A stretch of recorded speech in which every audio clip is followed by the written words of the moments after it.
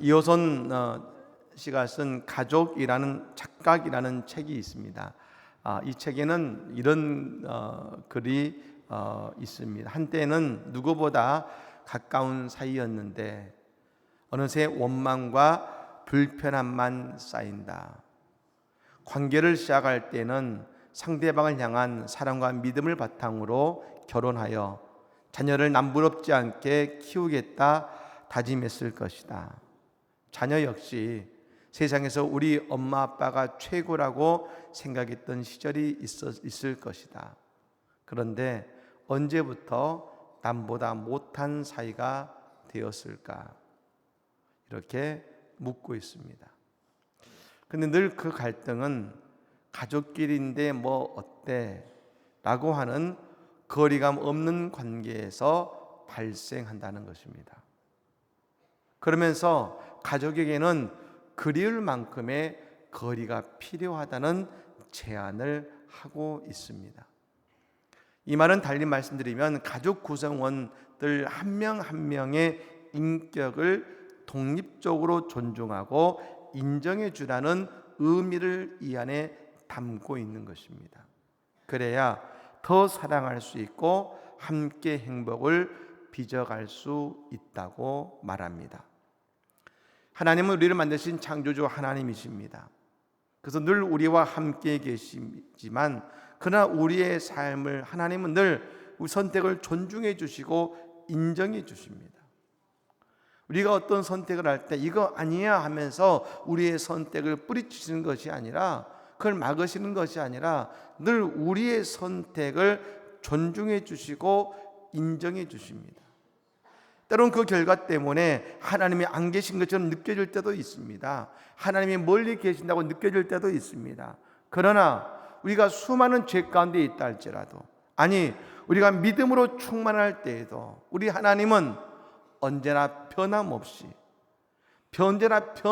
그 거리에서 우리를 지켜보시고 함께 하시는 하나님의 그 거리 속에 우리와 함께 하신다는 것을 우리는 알아야 된다는 것입니다.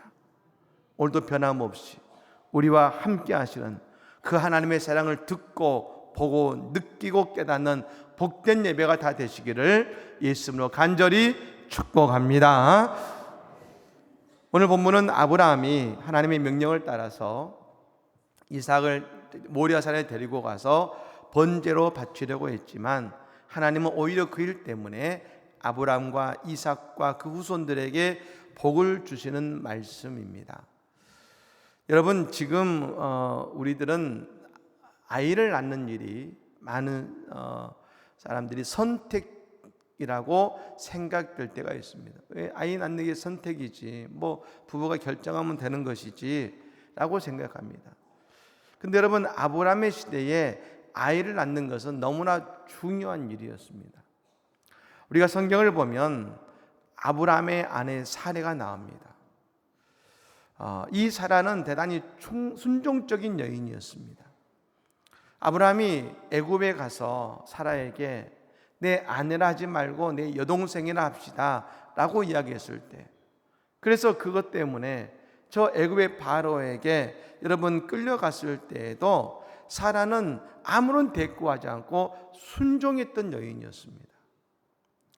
그랬던 여러분 사라가 창세기 12장에 하나님이 아브라함을 부르신 이후에 맨 처음 사라의 말이 나오는 때가 있습니다. 창세기 16장입니다.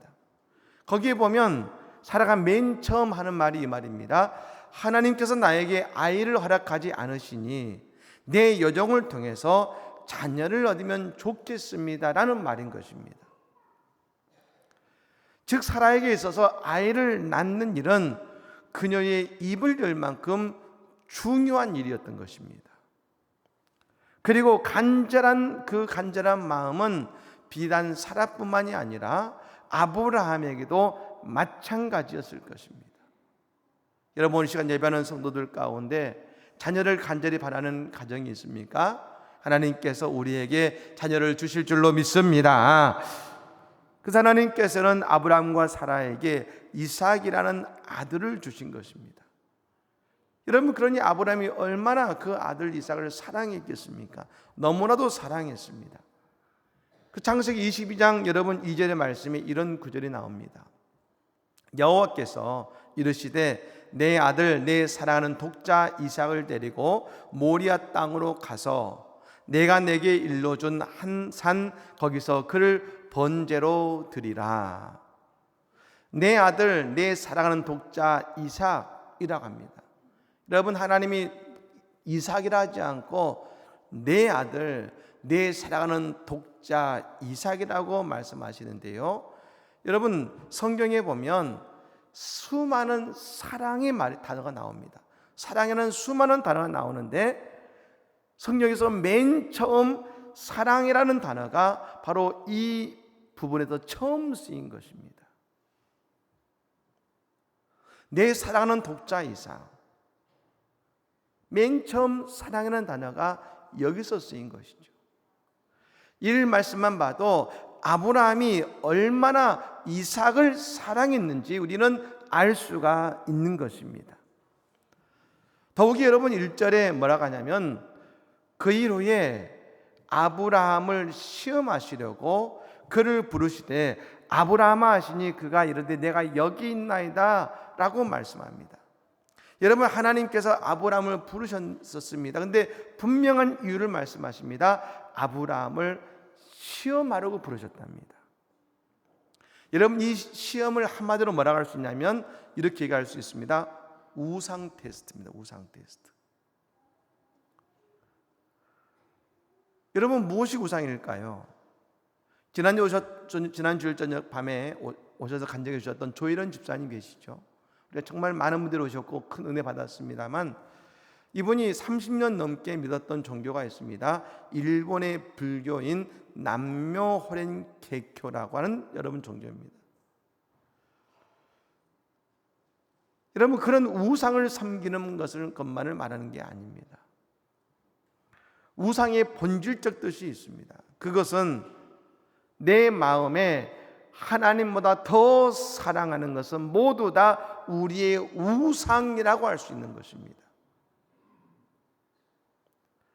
하나님께서 우리의 구원이시고 우리의 창조주시니 우리는 무엇보다도 하나님을 가장 사랑해야 됩니다. 그런데 하나님보다 더 사랑하는 존재가 있거나 사랑하는 그 무엇이 있다면 여러분, 그것은 다 우리의 우상이 되는 것입니다. 우린 여러분 세상을 살아갈 때 사랑하며 살아가야 됩니다. 근데 여러분, 그 모든 사람, 그 모든 것 가운데 우리는 하나님을 가장 사랑해야 될 줄로 믿습니다. 가장 하나님을 사랑해야 되는 것이죠. 그래서 여러분, 하나님은 그 아브라함을 오늘 시험하고자 하신 것이죠. 네가 네 아들 이삭보다 나를 더 사랑하느냐, 그걸 물으시는 것입니다. 그래서 여러분, 아브라함은 그의 아들 이삭을 데리고 하나님께서 지시하신 모리아 산으로 갑니다. 그곳에서 하나님의 말씀에 순종함으로 여호와의 이레라는 축복을 아브라함과 이삭은 누리게 되는 것이죠. 누리는 늘 한 가지를 기억할 것이 있습니다. 하나님께서 아브라함을 시험하시려고 이 모든 일을 행하셨습니다. 그렇다면 시험의 목적은 무엇일까요? 그냥 테스트하셔서 네 아들이 이삭이 우상이야 하면서 그 테스트에 있어서 여러분 아브라함의 잘잘못을 따지는 것이 하나님의 목적이실까요? 여러분, 모든 시험은 목적이 있습니다. 여러분, 학생들이 학교에서 시험을 치지 않습니까? 지금은 시험이 학생들을 줄을 세우고 또 그리고 그 학생의 수준을 판단하는 것이 지금은 시험에 여러분 우리가 치는 시험의 모습이 되어버렸습니다만, 원래 시험의 목적은 뭐냐면 그 시험을 통해서 자신의 부족한 부분을 알게 하는 것입니다. 그래서 그 부족한 부분을 더 공부하게 하려는 것이 원래 시험의 목적이죠. 여러분, 남녀가 사이에 시험할 때가 있죠. 그것은 뭡니까? 상대의 마음을 알아보고 싶어서 하는 것입니다. 그럼 여러분, 하나님께서는 왜 아브라함에게 이런 시험을 하셨을까요? 그 이유를 말씀하시는데, 바로 오늘 우리가 읽은 본문의 말씀이 하나님이 아브라함을 시험하신 중요한 이유라고 할 수 있는 것입니다. 오늘 본문의 말씀에 보면 하나님께서 아브라함에게 계속해서 반복해 하시는 하나의 그 단어가 있습니다. 말씀이 있습니다. 그 단어가 뭐냐면 내 씨라는 말입니다. 씨. 내 씨가 그게 번성하여 내 씨가 그 대적의 성문을 차지하리라. 내 씨로 말미암아 천하 만민이 복을 받으리라. 이 씨라는 말은 달리 말씀드리면 곧 후손을 이야기하는 것입니다. 그래서 저는 이 구절을 보면서 하나님께서 아브라함의 후손을 복주시기 위해서, 다른 말로 하면 하나님께서 아브라함의 가정을 신앙의 명문의 가문으로 만드시고 축복의 가문으로 만드시고자 이런 시험을 주셨다는 것을 알게 된 것입니다. 단지 너 나를 사랑하느냐는 물음이 아니라 이 시험 속에는 그 후손들이 아브라함을 따라서 하나님의 축복의 가문, 신앙의 명문의 가문을 이어가기를 바라시는 것이 하나님의 마음이시라는 것입니다. 우리 하나님은 어떤 하나님이십니까? 아브라함과 이삭과 야곱의 하나님이라고 하시는 것을 보면 하나님은 한 개인뿐 아니라 그 가문을 존귀하게 여기시는 분이심을 여러분 믿으시기를 바랍니다. 영국의 여러분 식민지 시대였던, 즉 아직 미국이 독립하기 이전에 전 미국의 위대한 유명한 목사이시고 설교가이면서 미국의 영적 부흥, 대각성 전도 집회, 대각성 부흥 운동을 일으켰던 그 불길을 일으켰던 분이 누구냐면 조나단 에드워드 목사님이십니다. 1700년도 후반과 1800년도에 여러분 그 놀라운 부흥을 일으켰던 이분의 후손은 어떻게 됐을까? 뉴욕에 있는 사회연구소에서 조사를 했다는 것입니다. 이 조나단 에드워드 목사님도 경건한 신앙의 가문에서 출생했습니다. 그리고 그의 아내였던 사라 피에르 폰트 여사는 정말 이 그리스도교 역사에 있어서 인정받는 신실한 믿음의 소유자였습니다. 그렇게 결혼하게 된 것이죠. 그들은 마음을 같이해서 후손들에게 믿음의 좋은 유산을 남기고자 했습니다.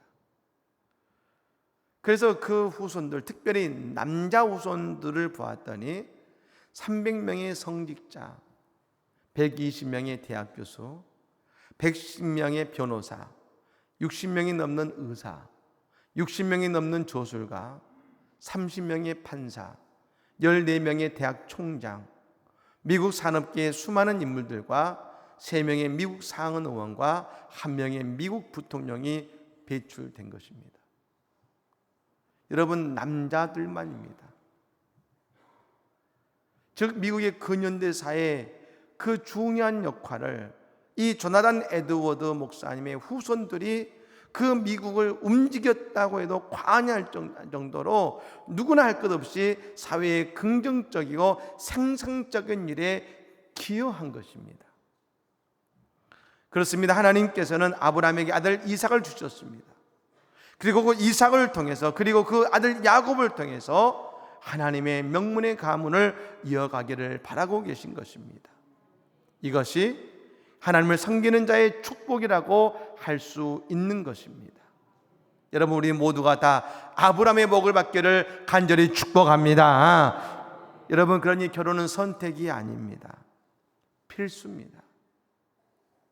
결혼은 동성간에 하는 것이 아닙니다. 이성간에 하는 것입니다. 그리고 자녀를 낳는 것은 선택이 아니라 하나님 우리에게 허락하신 축복임을 알고 사모함으로 나아가시기를 바랍니다. 우리가 여러분 이 아브라함의 시험 현장을 그냥 아브라함의 마음에 초점을 둡니다만, 여러분 그럼 우리가 절대로 놓쳐서는 안 되는 것이 뭡니까?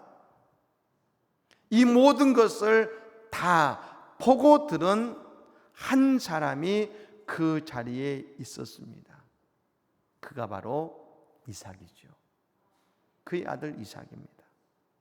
여러분, 오늘 함께 예배하는 우리 자녀들이 있지 않습니까? 이 자리가 소중한 것은 우리의 자녀들이 오늘 어머니 아버지의 예배하는 그 모든 모습을 다 보고 듣고 안다는 것입니다. 예. 여러분, 오늘 여러분 이삭은 그렇다면 무엇을 보고 느꼈을까요?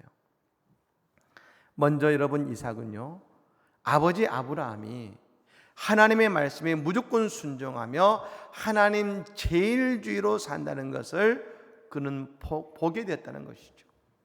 3절 말씀에 이런 말씀이 나옵니다. 아브라함이 아침에 일찍이 일어나 나귀의 안장을 지우고 두 종과 그의 아들 이삭을 데리고 번제에 쓸 나무를 쪼개 가지고 떠나 하나님이 자기에게 일러주신 곳으로 가더니 하겠습니다.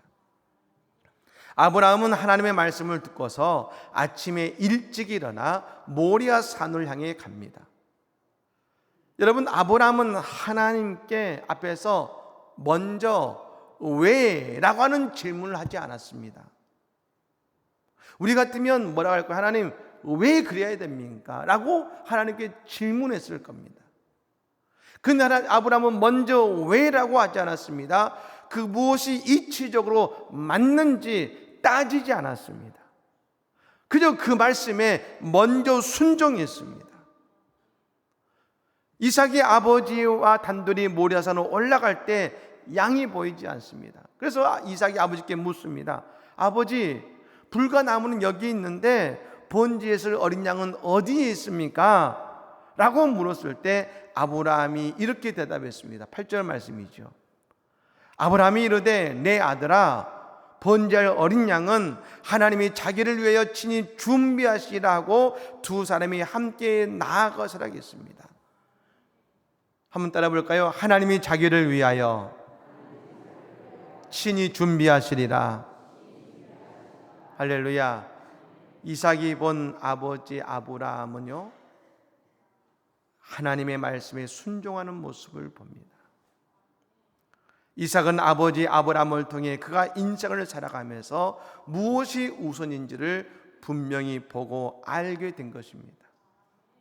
하나님께 의지하고 하나님을 위해 살아가는 아버지의 모습은 곧 이삭이 그 모습을 담게 되는 것입니다. 하나님이 자기를 위하여 친히 준비하시리라. 이것은 뭘 말합니까? 나의 걱정과 염려를 내려놓고 하나님께 맡기는 신앙이죠. 맡기는 신앙. 우리는 늘 신앙의 유산을 물려줘야 한다고 말합니다. 그런데 우리 자녀들이 고등학교까지는 교회에 나오다가 왜 대학에 가서 세상의 즐거움 속에서 교회를 벗어나게 되는 것일까요? 근데 저는 분명히 믿는 것은 이 자녀들이 분명하게 하나님께로 돌아올 줄로 믿습니다. 그런데 여러분, 그 기준은 자녀들의 마음이 아니라 오늘 부모님의 신앙의 중심이라고 할 수 있는 것입니다. 살다가 힘들 때도 있을 것입니다. 자녀들도 그 가정의 어려움을 압니다. 그때 내 부모님은 어떻게 하셨는가? 그때 내 부모님은 무엇에 의지했는가? 그것을 내 자녀들은 옆에서 보고 있습니다. 서로 다투면서 싸우면서 그 어려움을 풀어가고 있는가? 아니면 그때 함께 기도하고 하나님께 의지하면서, 그래서 어렵지만 함께 웃으며 하나님의 은혜 안에서 그것을 이겨내고 있는가? 우리가 성경을 보면 신앙의 대를 이어가는 사람은 유능한 사람이 아닙니다. 부모님의 신앙을 옆에서 보고 듣고 이어받는 자에게 신앙의 대를 계승해 가게 하십니다. 야곱이 그랬고 요셉이 그랬고 다윗도 그랬습니다. 성경에 나오는 축복의 계승과 신앙의 계승은 동일하다는 것입니다. 여러분, 우리 자녀들에게 하나님이 내게 얼마나 소중한 분인지 알게 함으로 그 신앙의 명문의 가문을 이루어 가시기를 간절히 축복합니다. 또 한 가지는 뭡니까? 아버지 아브라함 곁에서 하나님이 주시는 축복의 말씀을 이 이삭이 동시에 같이 듣게 된 것입니다. 이전에 여러분, 아브라함은요 늘 홀로 하나님을 만났습니다. 근데 하나님께서 아브라함에게 진정한 축복을 허락하시면서 그 말씀을 주실 때에 이삭이 있는 그 자리에서 하나님의 축복의 말씀을 주신 것입니다. 그게 여러분 오늘 본문의 말씀이죠. 여러분, 저는 오늘 이 모습이 아브라함과 이삭이 동시에 느끼는 가장 복된 여러분 시간이고, 이삭이 평생 그의 뇌리에 남을 복된 사건이 바로 오늘 이 자리요, 이 시간이라는 생각을 갖습니다. 우리는 여러분 오늘 이 모리아산의 사건을 들으면 늘 이것에 마음을 듭니다. 아니, 하나님이 어떻게 아브라함에게 아들 이삭을 번제로 드리라 하시나, 우리는 여기만 마음을 둡니다. 근데 여러분, 나중에 아마 이 아브라함의 아내 사라도 이 말을 잃을 때문에 너무나 크게 놀랐습니다. 하지만 우리는 여러분 이걸 생각해 보시면 좋겠습니다. 이삭은 여러분 모리아 땅에서의 일을 어떤 기억으로 그에게 남아있을까요? 이삭에게는 바로 아버지 아브라함이 여호와의 사자를 통해서 하늘로부터 들려오는 그 축복의 말씀을 함께 들으면서 그 말씀 앞에 엎드리는 아버지 아브라함이 기억에 남았을 겁니다. 여러분, 성경에 아버지와 아들이 동시에 하나님의 축복의 말씀을 들었던 사람이 있었습니까? 여러분, 이삭이 들은 그 말씀은 그러므로 아브라함에게 주시는 축복의 말씀과 동시에 바로 자신 이삭에게 주시는 주님의 말씀이기도 하지 않습니까? 그런 여러분, 이보다 더 큰 은혜와 더 큰 축복이 어디에 있었겠습니까? 어디에 있을까요? 이삭의 마음속에 아버지와 함께 하나님의 놀라운 축복의 말씀을 듣는 그 시간, 그 자리는 그러므로 모리아에 사는 그 자리는 이삭의 그 놀라운 은혜와 영광과 소망의 자리가 바뀐 것 아니겠습니까? 진정한 신앙의 해석은 어디에 있을까요? 아버지의 신앙의 유산이 나의 신앙의 유산이 되는 것입니다. 아버지의 축복이 나의 축복이 되는 것입니다. 세상의 부자는 3대를 가지 못한다겠습니다. 그러나 하나님의 축복은 1000대까지 이르는 것입니다. 그것이 바로, 그 비밀이 바로 모리아산에 있는 것입니다. 오늘 우리는 이 시간 영적인 모리아산에 모였습니다. 여러분, 우리의 가정이 영적인 모리아산이 되시기를 바랍니다. 우리 교회가 우리의 영적인 모리아산이 되시기를 바랍니다.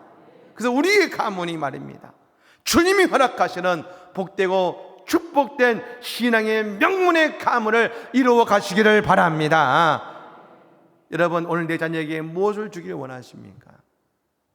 유대인들은 지금도 자녀의 교육에서 분명한 한 가지 원칙이 있습니다.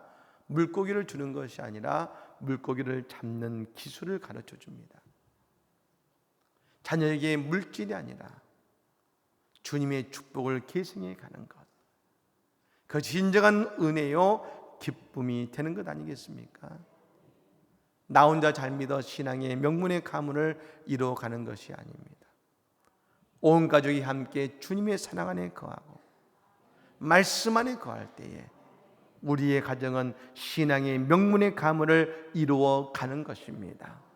오늘 우리 모두 다 진정한 축복이 우리 온 성도들의 인생과 가정과 그 대대의 흘러넘침을 통해서 주님의 신앙의 명문의 가문, 복된 가문을 이뤄가는 우리 모두가 되시기를 예수 이름으로 간절히 축복합니다. 아멘.